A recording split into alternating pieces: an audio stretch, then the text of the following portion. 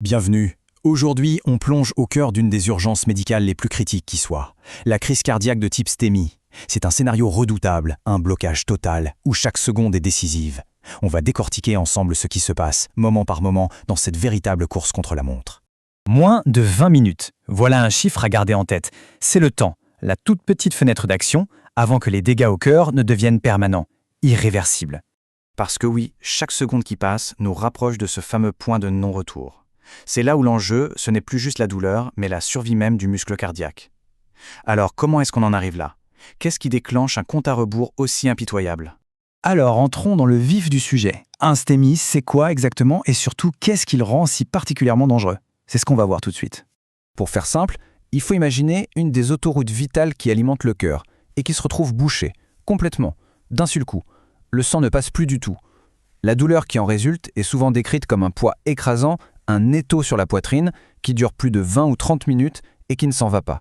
Même au repos, rien n'y fait. Et l'urgence est absolue. Regardez ça, plus de la moitié des décès surviennent pendant la toute première heure. La cause, souvent, ce n'est même pas le blocage en lui-même, mais ses conséquences immédiates. Un véritable chaos électrique, une arythmie ventriculaire qui peut tout simplement stopper le cœur net. Bon, le décor est planté. Mais comment une artère si importante peut-elle se boucher comme ça, de manière aussi brutale et complète? En fait, le mécanisme est une sorte de réaction en chaîne, un effet domino redoutable. Tout part d'une plaque d'athérome, une accumulation de graisse qui vit dans l'artère. Un jour, sans crier gare, cette plaque, qui était peut-être là depuis des années, se fissure. Le corps, lui, interprète ça comme une blessure et déclenche l'alerte générale. Les plaquettes sanguines se ruent sur place pour réparer la brèche. Sauf qu'ici, la réparation devient le problème. Le caillot qu'elle forme grossit, jusqu'à boucher entièrement le passage. Et cette frise chronologique, elle est sans appel. Elle montre la vitesse folle de la destruction. À peine 20 minutes après le blocage, les cellules du cœur commencent à mourir. C'est là que les dommages deviennent irréversibles. On ne peut plus revenir en arrière. Après 6 heures, la zone touchée est considérée comme complètement morte, nécrosée. Chaque minute sauvée est donc littéralement un morceau de cœur sauvé. Le temps est donc l'ennemi numéro 1. Et pour gagner du temps, il faut savoir reconnaître les signes. C'est une étape absolument cruciale. Passons donc aux symptômes. Les symptômes classiques, c'est un peu l'image d'Épinal, cette douleur très forte, oppressive, au milieu de la poitrine. Elle peut s'étendre au bras gauche, à la mâchoire ou dans le dos. Surtout, elle est tenace, et elle s'accompagne souvent d'autres signes qui ne trompent pas, des sueurs froides, des nausées, ou ce sentiment terrible d'angoisse, de mort imminente. Mais, et c'est un point capital, la crise cardiaque ne se présente pas toujours de cette façon. Il y a ce qu'on appelle les formes atypiques, surtout chez les femmes, les personnes âgées ou celles qui ont du diabète. La douleur peut ressembler à un mal d'estomac par exemple. Parfois, il n'y a qu'un essoufflement soudain ou une fatigue extrême qui tombe d'un coup. Il peut même ne pas y avoir de douleur du tout. C'est vital de le savoir pour ne jamais ignorer un symptôme inhabituel et brutal. D'accord. Une fois la personne arrivée aux urgences, comment les médecins font-ils pour être sûrs qu'il s'agit bien d'un STEMI? Là, c'est une véritable enquête qui commence, mais en accéléré. Pour les équipes médicales, le tout premier indice, celui qu'il faut obtenir en quelques minutes à peine, il est électrique. Et il est révélé par un examen très simple, l'électrocardiogramme, l'ECG. Sur le tracé de l'ECG, ce que les médecins cherchent, c'est un signal bien spécifique, une vague anormale qu'on appelle l'onde de Pardet. C'est une sorte de surélévation en forme de dôme.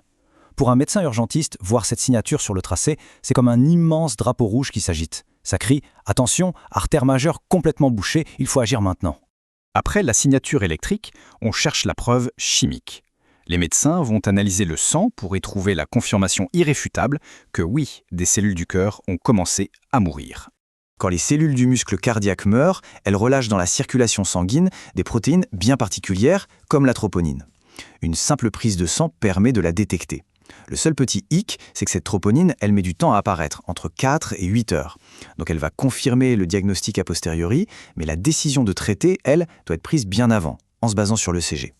On le voit bien, tout ce parcours, des premiers symptômes jusqu'au diagnostic, se résume finalement à une seule et même obsession: sauver le plus de muscles cardiaques possible. La taille des dégâts, la quantité de muscles perdus, ce n'est pas dû au hasard. Ça dépend de 3 choses très précises. De quelle artère est bouchée, de l'endroit exact du blocage, plus c'est haut sur l'artère, plus la zone privée de sang est grande, et enfin, de la capacité du corps à utiliser un réseau de secours, des petits vaisseaux qu'on appelle la circulation collatérale. Une fois le diagnostic posé, on évalue la gravité de la situation, souvent avec cette classification, la classification de Killip.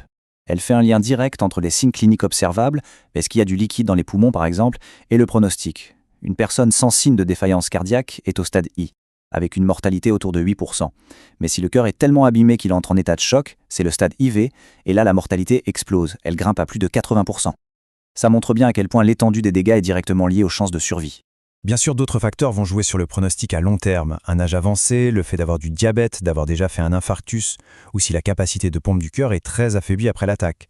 Tout ça est évidemment pris en compte pour la suite. Alors, après ce voyage au cœur de cet événement dévastateur, que faut-il retenir plus que tout? Peut-être ceci.